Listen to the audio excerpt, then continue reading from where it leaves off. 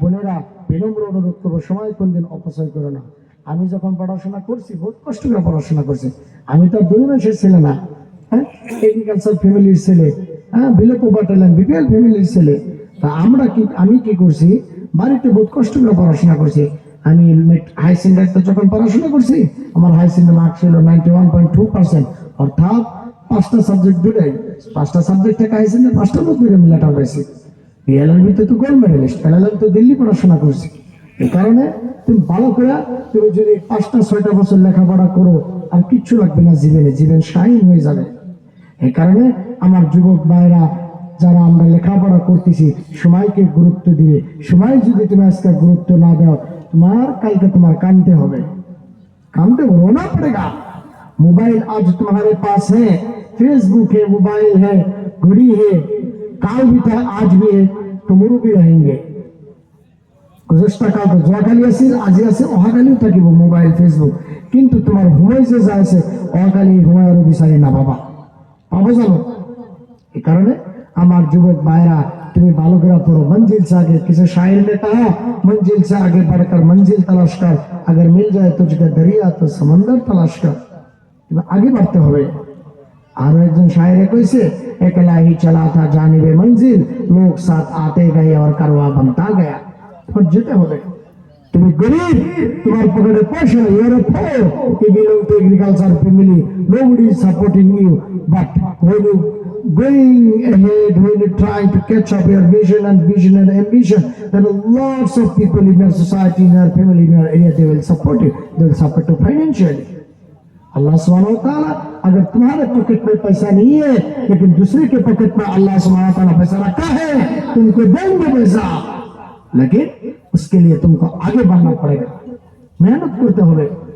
এই কারণে আমার স্কুল কলেজ ইউনিভার্সিটির যুবক ভাইরা যারা পড়াশোনা করছি, আমরা করতেছি, আমরা সময় অপচয় না করে সময়কে গুরুত্ব দিয়ে ভালো doctor, engineer, professor, lawyer, barrister, solicitor হওয়ার কারণে চেষ্টা করি।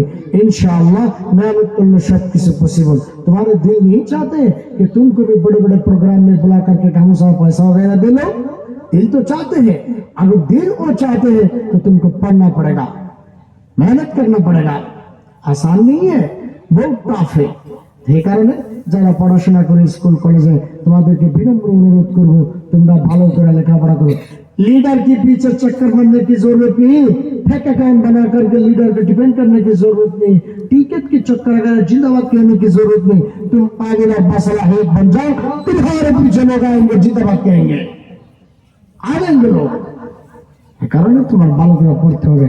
এখানে বিনম্র অনুরোধ করব, আমার যুবক ভাইরা যারা স্কুল কলেজ ইউনিভার্সিটিতে পড়াশোনা করতেছে, ভালো করে পড়ো। এইগুলো 5 নম্বর টপিক। কিন্তু আমি একটা বস্তু বুঝলাম না, আমি আসামে, আমার ভাষা বুঝতেছেন আপনারা? আমার তাজ্জুব লাগছে, আমি তো মাথায় ধরতেছি না। আসলে 3rd of December করে নিয়ে 25 জানুয়ারি পর্যন্ত স্কুল কলেজ ইউনিভার্সিটি তো আছে, যেগুলি ধর্মসভা আর যাওয়া গেলে বাইলার শহরের মতন একটা জায়গা, শহর এলাকা, একটা মানুষও যায় না। কিন্তু আমি ভূত পাইতেছি না। আপনি তো এত বড় ব্যান্ডে এগুলি একজন করে যাইতেছে, কি অবস্থা? না সভা ভালো না, না বক্তা ভালো না, না বয়ান ভালো না, না আমাদের পছন্দ ভালো না। What is this? আসলে তো প্রবলেমটা কি আমি তো বুঝলাম না। আপনারা মেহমানকে ইজ্জত দিতে জানেন না, নাউজুবিল্লাহ মিন যালিক, আল্লাহ হেফাজত করুক। What is this? There are lots of ulama hazrat sitting on the bed, and there is eldest person sitting on the chair. Are you guys are standing and going out and leaving the place? You are leaving this place. What is this? And what the message you are giving to the people? That means that you are not respecting, you are not supporting the lecture, you are not supporting the guest. You are disrespecting the people. Whole world and whole Assam is watching. So what the Birbangi people is doing? আপনারা মেহমানকে গুরুত্ব দিতে জানেন না। অর্থাৎ কি, আমি কি এখানে গান বাজনা করতেছি? বলেন, গান বাজনা করতেছি? আজিব কারবার, এত ইম্পর্টেন্ট। আমি কি খারাপ কথা কোনো বলছি? শিক্ষার কথা বলতেছি না? এই জাতি যদি শিক্ষার কথা কানে ভালো না লাগে আর সুস্বার দিয়ে বয়ান করবে, বয়স হয়েছে আমার 30 বছর, জন্ম নেওয়ার পরে পরে তো ধর্মসভা আনতেছে। কোনটা ধর্মসভা হলে মুসলমান চেঞ্জ হয়েছে? আগে চেঞ্জ হয়েছে তো দেওয়ালের মধ্যে পিঠ ঠেকছে কেন মুসলমান? ডিপোর্টার, ডিটেনশন ক্যাম্প, ফরেনার, ট্রিবিউনাল, এত গাইল পারে, তাও কি লজ্জা হয় না, শরম হয় না? আর শিক্ষার কথা কইতেছি, উঠে জায়গা চলে যায়। আজি ভাল লাগে না, তাহলে লেখাপড়া ভাল লাগে না, না?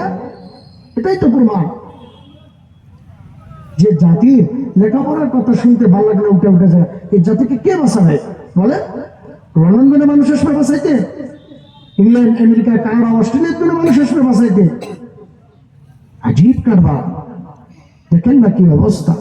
আমি তো কোনোদিন আজ পর্যন্ত আসামে কোনো জায়গায় ধর্মসভা করতে এইরকম এই কয়েকজন মানুষের সামনে আমি কোনোদিন আজ পর্যন্ত লেকচারও রাখি না, বয়ানও রাখি না। স্মরণের বিষয়, বহুত লজ্জার বিষয়। আমি তো জানি না যে এই অবস্থা হবে, জানলে তো আসলাম না আমি। আল্লাহ হেফাজত করুন। মনে রাখবেন, আপনাদের ধর্মসভা, আপনাদের প্রোগ্রাম বয়াগাঁও গেলে দূর গেলে আপনাদের লোকে লোক করার জন্য মানুষ আছে। আপনারা যদি সম্মান না দেন, ইজ্জত না দেন, কে দিবে বলে? খারাপ বলছি? খারাপ পাইলেন বাবারা? আপনারা সম্মান দিতে হবে। আপনারা যদি না দেন, জায়গা তো বদনাম হয়ে যাবে।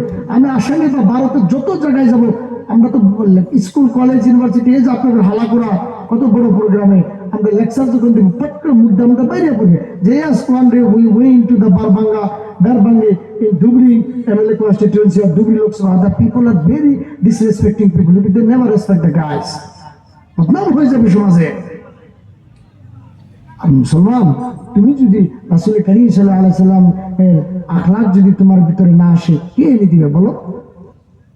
ভারতবর্ষ আজকে কয় তারিখ বলে? কয় তারিখ আজকে?